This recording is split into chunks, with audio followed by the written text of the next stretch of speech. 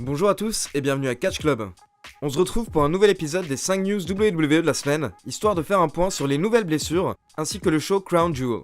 Pour info, ce matin j'ai sorti la vidéo de la conférence de Sami Zayn à Paris Manga, à laquelle j'ai pu assister il y a une semaine.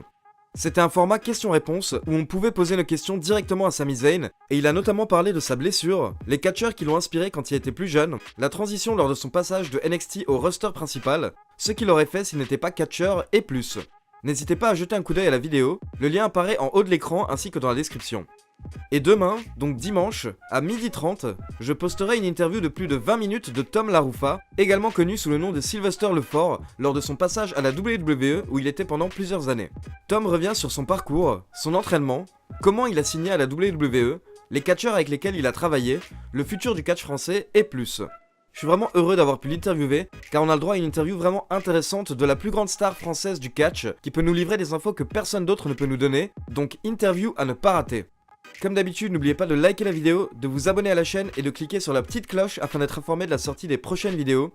Et encore une fois, un énorme merci à tous, car nous sommes dorénavant plus de 25 000 sur la chaîne, c'est incroyable, et je le répète, ce n'est que le début.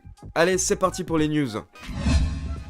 Comme je vous en avais parlé lors de mes pronostics pour le show Evolution qui aura lieu dimanche soir, Alexa Bliss n'était pas à Raw car elle s'est blessée le week-end dernier lors d'un live event. Nous n'avons pas les détails exacts de sa blessure, mais apparemment ce serait soit une commotion cérébrale, soit un nez cassé. Elle était censée faire équipe avec Mickie James contre Lita et Trish Stratus dimanche soir lors de Evolution, mais la WWE vient d'annoncer qu'Alexa Bliss est retirée du match et qu'elle sera remplacée par Alicia Fox. Bliss n'a donc pas reçu le feu vert des médecins de la fédération afin de lutter dimanche soir. Par contre, elle sera bien présente lors de ce show historique et accompagnera Alicia Fox et Mickie James. Bon rétablissement à Alexa Bliss. Samoa Joe devait affronter AJ Styles lors de plusieurs house shows la semaine dernière, mais au final Joe n'était pas du tout présent lors des derniers house shows. D'ailleurs, on ne l'a plus vu à SmackDown depuis son match face à Jeff Hardy le 9 octobre dernier. Et son absence serait due à une blessure que la WWE ne souhaite pas révéler pour le moment. Mais selon le site WrestleZone, une source indique que Samoa Joe était présent la semaine dernière à SmackDown 1000 et qu'il portait une sorte de chaussure de protection, il aurait donc un problème au pied qui l'éloignerait des rings actuellement. Nous attendons que la WWE s'exprime sur le sujet et Catch Club vous tiendra informé. Sasha Banks est de retour après un mois d'absence.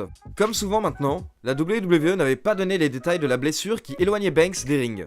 Mais la lutteuse vient de s'exprimer sur le sujet, voici ce qu'elle déclare. « J'avais vraiment mal à la tête et je ne pouvais plus fonctionner. Je n'arrivais même plus à conduire, à dormir, et j'ai compris qu'il fallait que j'aille chez un spécialiste. Je suis allé voir plusieurs neurologues, et ils m'ont tous dit que j'avais des problèmes post-commotion. C'était donc lié à une commotion cérébrale que je venais de subir. Ils m'ont simplement conseillé beaucoup de repos. Ça a commencé à me faire peur, je me demandais si j'allais pouvoir être à Evolution. J'avais vraiment peur, je ne pouvais plus fonctionner, ni catcher, donc il fallait que je me soigne, mais heureusement je vais bien, je me sens à nouveau normal et je suis prête pour dimanche. » Alors que l'Arabie Saoudite a confirmé l'assassinat de Jamal Khashoggi, plusieurs médias s'attendaient à ce que la WWE annule le show Crown Jewel qui doit avoir lieu le 2 novembre prochain en Arabie Saoudite. Mais dans un communiqué sorti cette semaine, la fédération a confirmé que Crown Jewel aura bien lieu en Arabie Saoudite et que la WWE va remplir ses obligations contractuelles. La décision n'a pas forcément plu aux États-Unis et l'action de la WWE a perdu 6 $ en bourse au cours de la journée d'hier.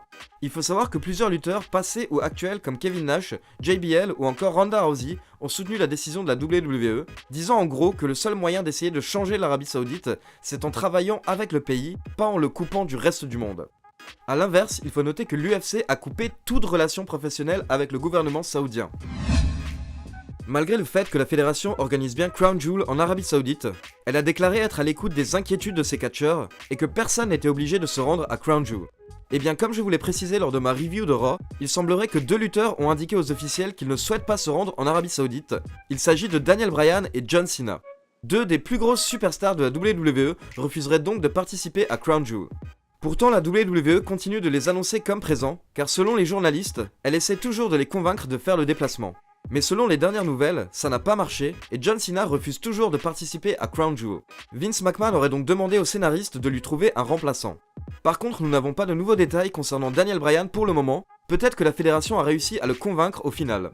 Enfin, il y a une superstar qui pourrait bien être présente en Arabie Saoudite, il s'agit de Hulk Hogan qui a déclaré dans une interview récemment qu'il y a beaucoup de plans pour lui en cours et qu'il a hâte d'être de retour à WrestleMania ainsi que de se rendre en Arabie Saoudite. Nous aurons donc peut-être droit à un retour du Hulkster lors de Crown Jewel, à moins que ce ne soit lors d'un des prochains shows en Arabie Saoudite, la WWE ayant signé un contrat d'une durée de 10 ans avec le gouvernement saoudien. On espère que Joe et Bliss seront rapidement de retour, et personnellement, je suis heureux de voir des lutteurs comme Bryan et Cena s'opposer au show Crown Jewel. Et j'imagine que plusieurs autres lutteurs le feraient également s'ils avaient la position de Cena et Bryan. On se retrouve demain pour l'interview de Tom Larufa, puis je serai en live tweet demain soir pendant le pay-per-view Evolution afin de commenter cette soirée historique avec vous, donc n'oubliez pas de m'ajouter sur Twitter, @lecatchclub. Et comme d'habitude, likez la vidéo pour soutenir la chaîne. Ciao tout le monde!